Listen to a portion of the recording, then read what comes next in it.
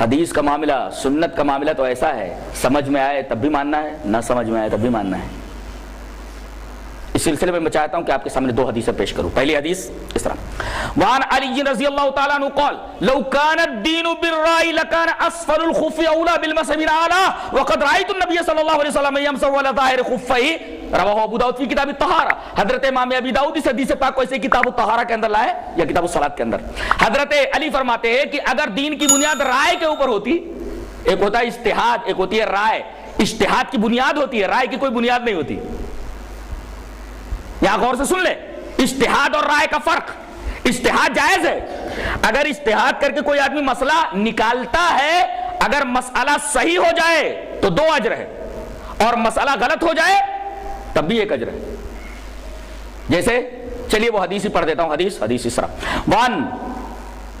وان ابھی اس حدیث پر رکے رہیے۔ کون سی حدیث؟ یہ جو ابھی میں نے حضرت علی کی پڑھی ہے۔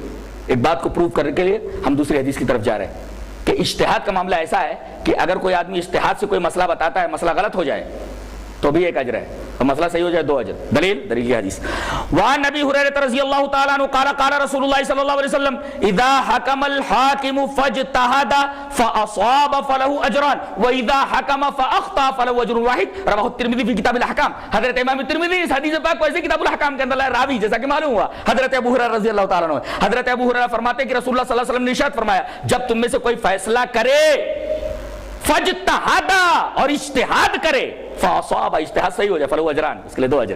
وَإِذَا حَكَمَ فَأَخْطَأَ فیصلہ کیا، اجتہاد کیا لیکن اجتہاد غلط ہو گیا، فلہ اجر واحد، اس کے لیے 1 اجر ہے۔ پتہ یہ چلا کہ اجر واحد ہے، غلطی پر بھی اگر آدمی اجتہاد کرتا ہے تو پتہ یہ چلا کہ اجتہاد کہتے ہیں کہ اس کی بنیاد کتاب و سنت ہو، کتاب و سنت کی روشنی میں کسی مسئلے کو نکال رہا ہو تو اس کو اجتہاد کہتے ہیں۔ اور رائے خود ہی کوئی اصول بنا لیا اور اس اصول کے اوپر مسائل متفرق کرا، یہ رائے ہے۔ رائے سے اگر کوئی مسئلہ کہتا ہے مسئلہ صحیح بھی ہو جائے تب بھی وہ غلطی پر ہے، جیسا کہ کل میں نے روایت پیش کی تھی۔ اجتہاد اور رائے میں فرق واضح ہو گیا کہ اجتہاد کی بنیاد ہوتی ہے، اجتہاد کی بنیاد کتاب و سنت ہے، رائے کی کوئی بنیاد نہیں ہوتی ہے، ایک اصول ہوتا ہے، آدمی اپنا ایک اصول بنا لیتا ہے، اس کے اوپر مسائل متفرق کرتا ہے۔ ظاہر ہے کہ اصول بنانے کے بعد اس پر مسائل کا متفرق کر رہنا یہ رائے ہے، اور کتاب و سنت کو پیش نظر رکھ کر کے مسئلہ نکالنا، دیٹ از کالڈ اجتہاد۔ یہ اجتہاد اور رائے میں فرق ہے۔ اسی وجہ سے حضرت جندب کی جو روایت امام ابی داؤد کتاب العلم کے اندر لائے، یہی بات کہی گئی۔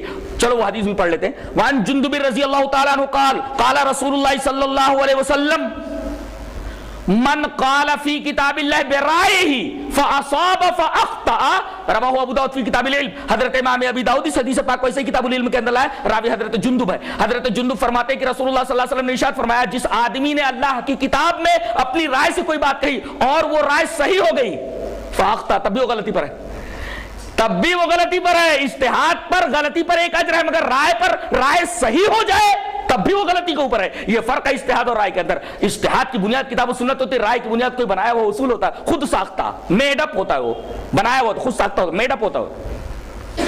تو رائے اور فرق کے درمیان بھی ایک واضح لکیر کھنچ گئی، ایک خط فاصل کھنچ گیا جس سے ہم تمیز کر سکتے ہیں کہ یہ رائے ہے اور یہ اجتہاد ہے۔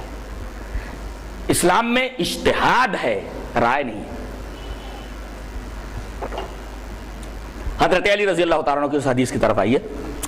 حضرت علی رضی اللہ تعالیٰ عنہ فرماتے ہیں اگر دین کی بنیاد رائے کے اوپر ہوتی، لو کان الدین بالرائے، دیکھیں، لکان اسفل الخف اولی بالمسح من اعلی، تو موزے پر مسا اوپر سے نہیں نیچے سے ہوتا، اس لیے کہ عقل یہ کہتی ہے گندگی جہاں لگی ہو وہیں صاف کیا جائے، گندگی نیچے لگتی ہے موزے کے، مسا موزے کے نیچے ہونا چاہیے۔ لیکن کہہ رہے ہیں کہ وقد رأیت رسول اللہ صلی اللہ علیہ وسلم یمسح علی ظاہر خفیہ، میں نے جناب محمد رسول اللہ صلی اللہ علیہ وسلم کو دیکھا کہ آپ موزے کے اوپر مسا کرتے تھے۔ مقیم ہے تو 1 دن 1 رات، مسافر ہے وضو بنا کر کے اگر موزہ پہنا تو 3 دن 3 رات تک وہ مسا ہی کرے گا۔